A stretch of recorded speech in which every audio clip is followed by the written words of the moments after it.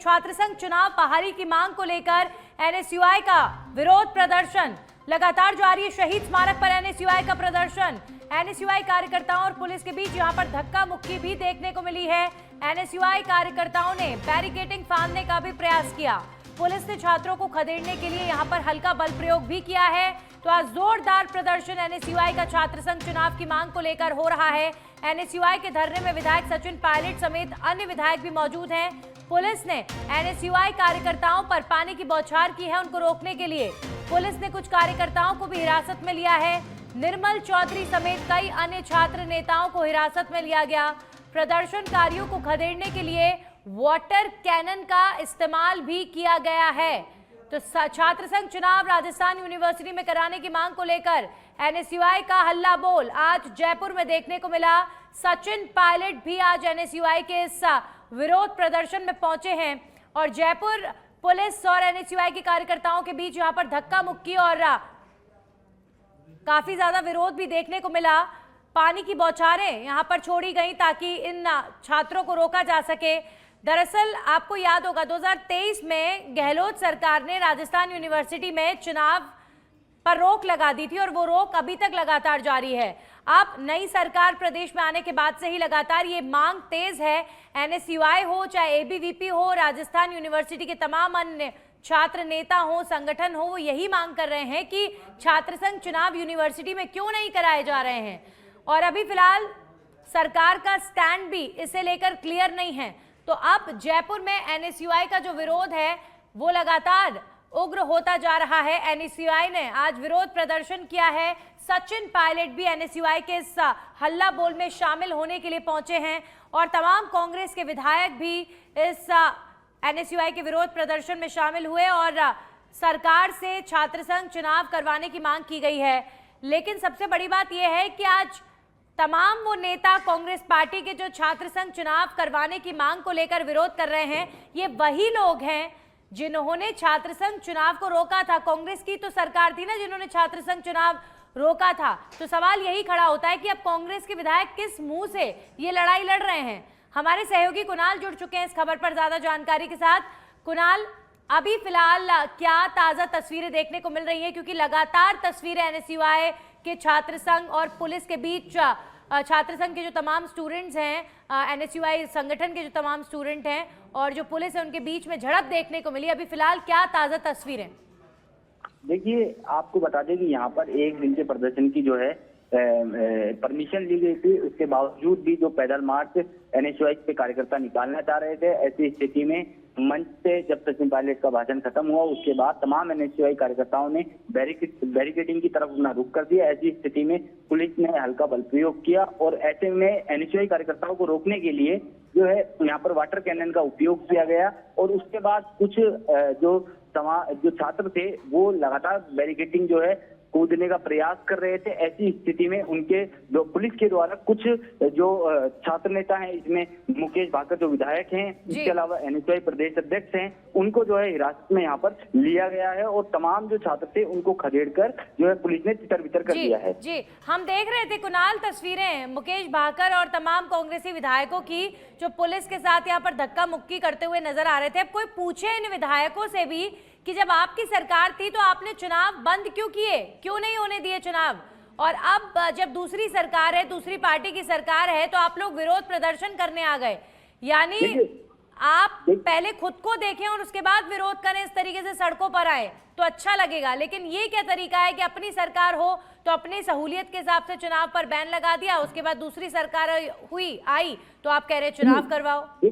देखिए, ये बहुत अजीबोगरीब तस्वीर इसको कह सकते हैं, क्योंकि उस समय जब गहलोत सरकार में चुनाव पर प्रतिबंध लगा था उस स्थिति में भी एनएसयूआई द्वारा प्रदर्शन किया गया था, लेकिन उस समय चुनाव का हवाला देते हुए जो है जो छात्र संघ चुनाव है वो नहीं करवाए गए थे। ऐसे में बीजेपी पार्टी है वो भी जो आक्रामक रहती है कि गहलोत सरकार में जो है चुनाव बंद किए थे। ऐसी स्थिति में अभी जो सरकार का रुख है, सरकार का कहना है कि अभी हम एनईपी लागू कर रहे हैं। ऐसी स्थिति में अभी जो छात्र संघ चुनाव कराने की स्थिति है, स्थिति में सरकार नहीं है। ऐसे में एनएसयूआई द्वारा ये प्रदर्शन किया गया। हालांकि सवाल खड़ा होता है कि जो प्रदर्शन है वो क्योंकि कांग्रेस सरकार में ही बंद किया गया था चुनाव, और ऐसी स्थिति में इनके द्वारा ही प्रदर्शन किया जा रहा है। दूसरी चीज, आज के जो ये प्रदर्शन है उसमें एक चीज भी देखने को मिली कि पायलट गुट है जो, वो इस प्रदर्शन में काफी सक्रिय रहा। हम बात कर ले मुकेश भाकर की बात कर ले, शाहपुरा विधायक मनीष यादव की बात कर ले, एनएसयूआई प्रदेश अध्यक्ष विनोद जाखड़ की बात कर ले।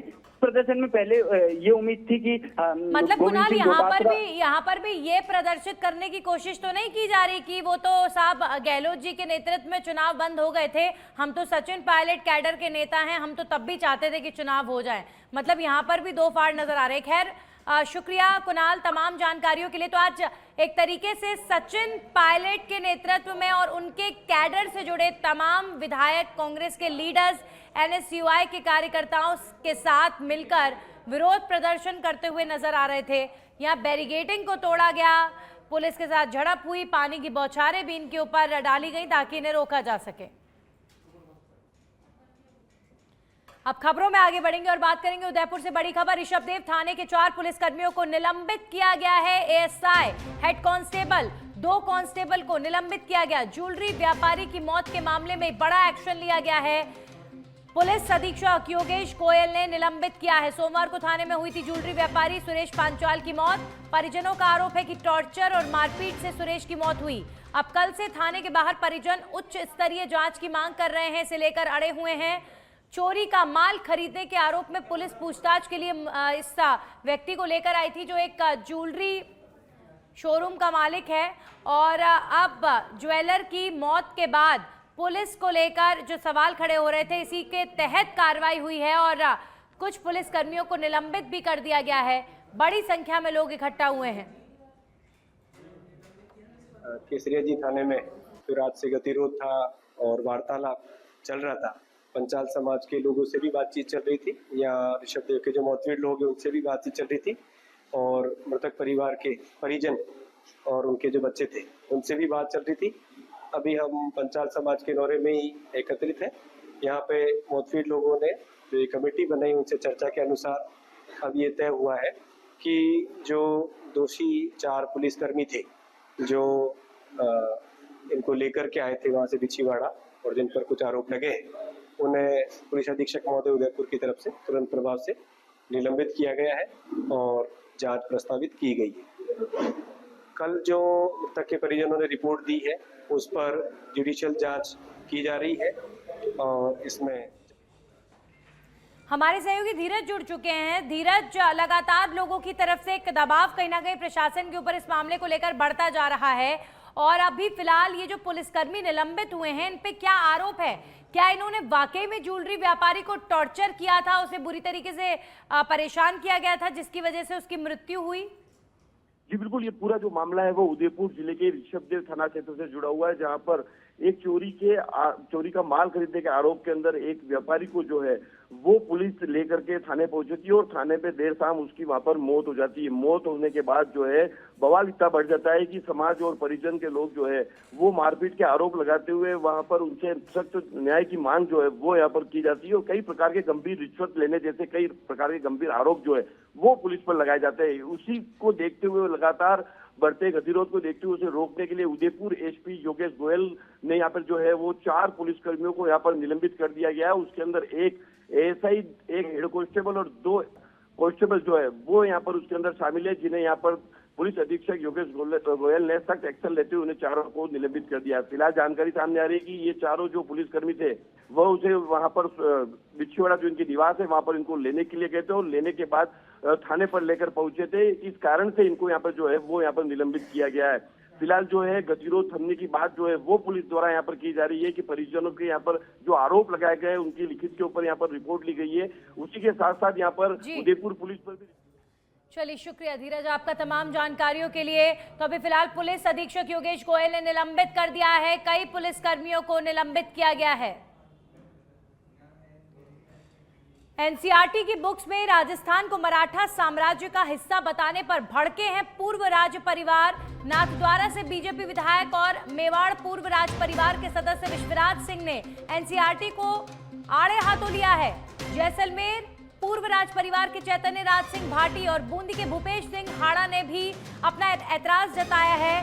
तो जैसलमेर पूर्व राज परिवार के साथ ही आप देखिए राजस्थान के कई राज परिवार के जो सदस्य रहे हैं उन लोगों की तरफ से विरोध प्रकट किया जा रहा है। मामला दरअसल ये है कि राजस्थान की जैसलमेर रियासत को मराठा साम्राज्य के अधीन बताया गया कि जैसलमेर रियासत तो मराठाओं की है। अब राजस्थान के जो तमाम राज परिवार हैं उन्होंने अपना विरोध प्रकट किया है और विधायक विश्वराज सिंह मेवाड़ ने भी अपना विरोध प्रकट किया है। बूंदी के भूपेश सिंह हाड़ा ने भी अपना विरोध प्रकट किया है।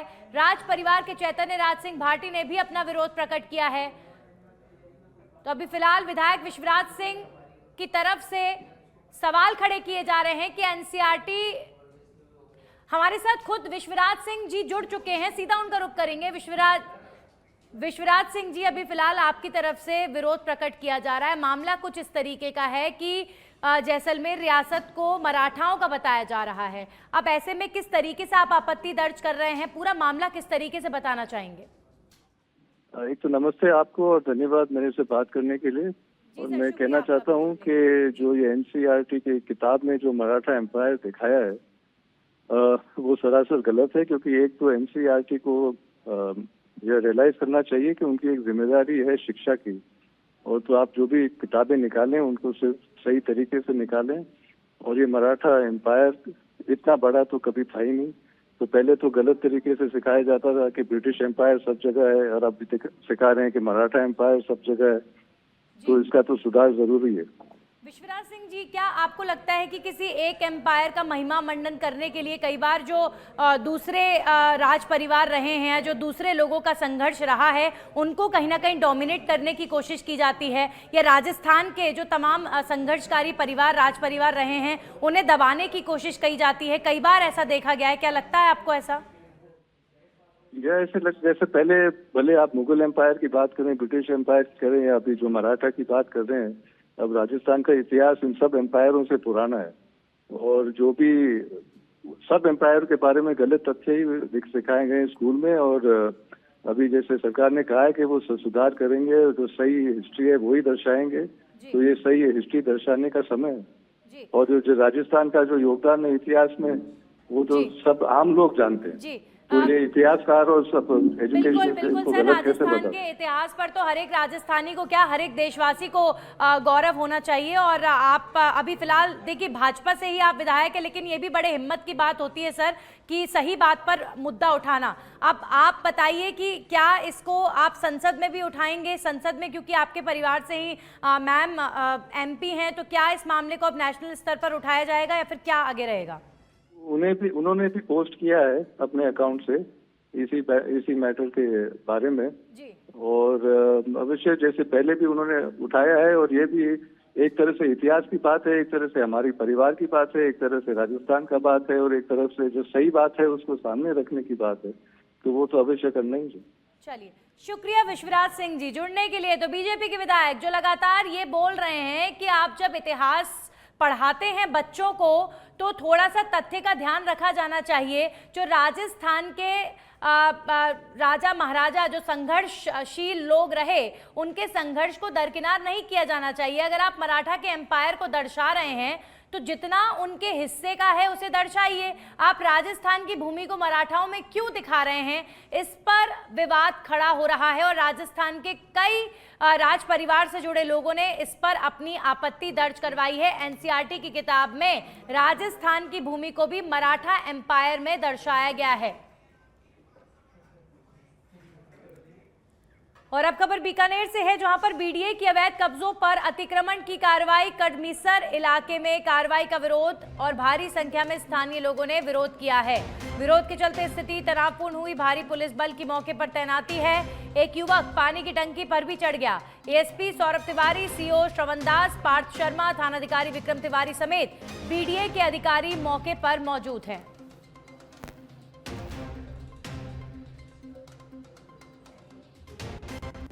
तो भारी संख्या में स्थानीय लोगों का विरोध प्रदर्शन। करमीसर इलाके में कार्रवाई का विरोध हो रहा है। बीकानेर के करमीसर इलाके की तस्वीरें हैं। पुलिस और यहाँ पर कुछ जो महिला विरोध कर्मी हैं उनके बीच तनाव देखने को मिला। तो बीडीए ने अवैध कब्जों पर अतिक्रमण हटाने की कार्रवाई की है। अतिक्रमण को लेकर कार्रवाई जब भी होती है तो विरोध तो किया जाता है, लेकिन ये बात भी तो सच है ना कि विकास के लिए कई बार शहरी व्यवस्था को सुधारने के लिए जो लोग सरकारी जमीनों पर कब्जा करते हैं, ऐसे कब्जों को हटाना भी जरूरी होता है। वहीं सीकर के श्रीमाधोपुर से खबर है, क्रय विक्रय सहकारी समिति पर छाया अव्यवस्थाओं का आलम। क्रय विक्रय समिति श्रीमाधोपुर पर लगी किसानों की लाइन। यूरिया खाद के लिए लगी हुई है किसानों की लंबी लाइन। 15 दिन बाद श्रीमाधोपुर क्रय विक्रय सहकारी समिति में पहुंचे 920 कट्टे। अत्यधिक भीड़ होने पर सहकारी समिति ने नहीं खोला गेट। समिति की सूचना पर पुलिस मौके पर पहुंची। पुलिस ने हल्का बल प्रयोग कर भीड़ को लाइन में लगवाया है। टोकन के साथ यूरिया खाद वितरण शुरू किया गया। घंटों लाइन में लगने के बाद भी नहीं मिल रहा किसानों को यूरिया खाद।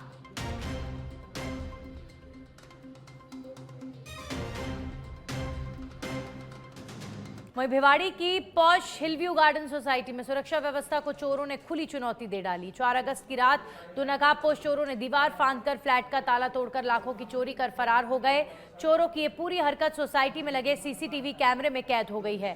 फ्लैट मालिक ने भिवाड़ी थाना पुलिस को शिकायत देकर मामले में कार्रवाई की मांग की है। चोरों ने फ्लैट में सोने की चेन, अंगूठियां, झुमके, चांदी की पायल और करीब 20,000 नगद चोरी किए हैं। वहीं पुलिस ने मामला दर्ज कर जांच शुरू कर दी है।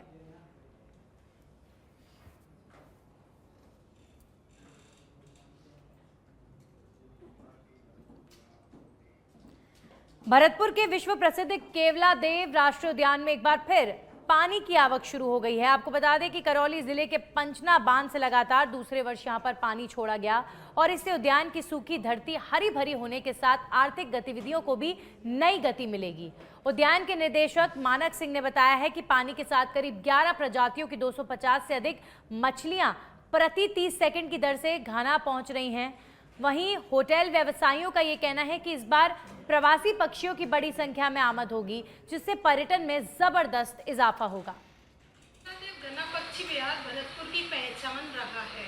भरतपुर की ही नहीं, पूरे राजस्थान और बल्कि विश्व के अन्य देशों से भी यहाँ पर्यटक आते रहते हैं। और क्योंकि ये वेटलैंड भी है, यहाँ जीव जंतुओं का जो जीवन है बहुत हद तक जल पर भी निर्भर करता है। और इस बार तो इंद्रदेव की विशेष कृपा से और पांचना बांध से भी बहुत अच्छे पानी की आवक होने के कारण घना पक्षी विहार में बड़ी चहल पहल देखी जा रही है। तो इस सब पे बात करने के लिए हमारे साथ मौजूद है मानस जी। तो मानस जी, मैं आपसे जानना चाहूँगी कि इस समय घना पक्षी विहार में जो अच्छा पानी आ रहा है, आगे के लिए इसमें क्या पॉसिबिलिटी है और क्या वहाँ की एक्चुअल स्थिति है? आपने बिल्कुल सही कहा कि इस बार जो पानी आया है ईश्वर की कृपा से और माननीय मुख्यमंत्री महोदय के निर्देशों के अनुसार हमें बहुत अच्छा पानी मिला है। अभी तक हमारे पास 250 MCFT से ऊपर पानी हमें प्राप्त हो चुका है और वर्षा की वजह से और पिछले साल का जो पानी हमें अच्छा मिला था, वर्षा लगातार जो होती रही, वो भी हमारे पास 100 से 150 MCFT पानी पहले से था। तो हम लगभग अभी 350 MCFT प्लस पानी हमारे वेटलैंड में आ चुका है, जो कि इस वेटलैंड के लिए और पूरे घना के इकोसिस्टम के लिए बहुत अच्छी बात है। क्योंकि ये सिर्फ जो वहाँ पे पशु पक्षी हैं उनके लिए नहीं, वो वहाँ पर जो एक्वेटिक फ्लोरा है, जो पौधे हैं, जो झाड़ियाँ हैं, जो हमारे पास फिशेस की वैरायटी है, उन सभी के लिए ये बहुत अच्छा सार्थक होता है। पानी आने की वजह से जो हमारे पास कदम के जो पुराने पेड़ हैं, जामुन के पुराने पेड़ हैं, शीशम के जो पेड़ हैं, जो पानी की कमी की वजह से ससेप्टेबल हो जाते थे डिजीज़ के लिए, उनकी भी लाइफ कई वर्षों तक बढ़ जाएगी। पर्यटन की स्थिति अगर देखें तो जितना फीड हमारे पास आ रहा है, जितनी मछलियाँ हमारे पास आ रही हैं, उसकी वजह से जो हमारे पास फ़िश ईटिंग बर्ड्स हैं, उनकी भी संभावना ये है कि वो ज़्यादा आएंगे इस बार। और पानी अच्छे होने की वजह से जो हमारे ग्रासेस हैं, जो हमारे और फीड हैं, जो हमारी माइग्रेटरी बर्ड्स खाती हैं, उनकी भी मात्रा इस बार अच्छी रहेगी। तो हम पूरी उम्मीद है कि वो संख्या भी हमारे पास ज़्यादा रहेगी इस बार। और इसको देखते हुए पर्यटकों के लिए जो यहाँ पे सुविधाएं हमने बढ़ाई हैं, जैसे रोड हो, ई रिक्शा हो, गोल्फ कार्ट्स हो, हमें उम्मीद है, ई साइकिल्स भी शुरू हो गई हैं, हमें उम्मीद है कि इस बार पर्यटकों की संख्या पिछली बार से भी अधिक रहेगी और ज़्यादा अच्छी रहेगी। तो अभी हमारे साथ मानस जी थे, आपने सुना कि घना पक्षी विहार के लिए इस बार की बारिश एक वरदान से कम नहीं है। कई वर्षों से पानी की कमी, पानी का अभाव झेल रहा घना पक्षी विहार इस बार पानी से लबालब है। और आने वाला समय, क्योंकि घना पक्षी विहार में पर्यटन का बेस्ट टाइम होता है सर्दियों का, क्योंकि उस समय साइबेरियन सारस भी यहाँ आते हैं और भी बहुत सारे पक्षी प्रवास के दौरान यहाँ होते हैं। तो इस बार जरूर बहुत अच्छा ऐसा देखने को मिलेगा। पक्षियों का स्वर्ग इस बार बहुत अच्छे से चहक उठेगा। ये सारी अपडेट देने के लिए मैं आपके साथ लगातार बनी रहूंगी। भरतपुर से मैं रीना, सच वे धड़क। वहीं सीकर के लोहारू बस स्टैंड पर सीवरेज और नालियों से गंदा पानी सड़क पर जमा हो रहा है और इसके विरोध में रास्ता जाम कर सड़क पर बैठे व्यापारियों को पुलिस ने धक्का देकर हटाया। इसके बाद ढाबों और दुकानों के बाहर सामान को अतिक्रमण बताते हुए हटाना शुरू कर दिया। व्यापार महासंघ ने दोषी पुलिसकर्मियों को हटाने की मांग की है। व्यापारियों ने कलेक्ट्रेट पहुंचकर पानी निकासी की मांग को लेकर अधिकारियों को ज्ञापन सौंपा है। व्यापारी महासंघ के महामंत्री प्रदीप पारिक ने कहा कि व्यापारियों के साथ इस तरह का दुर्व्यवहार किसी भी हाल में बर्दाश्त नहीं किया जाएगा। हमारी मांग है कि जिन पुलिसकर्मियों ने व्यापारियों के साथ हाथापाई की, उन्हें तत्काल प्रभाव से पद से हटाया जाए।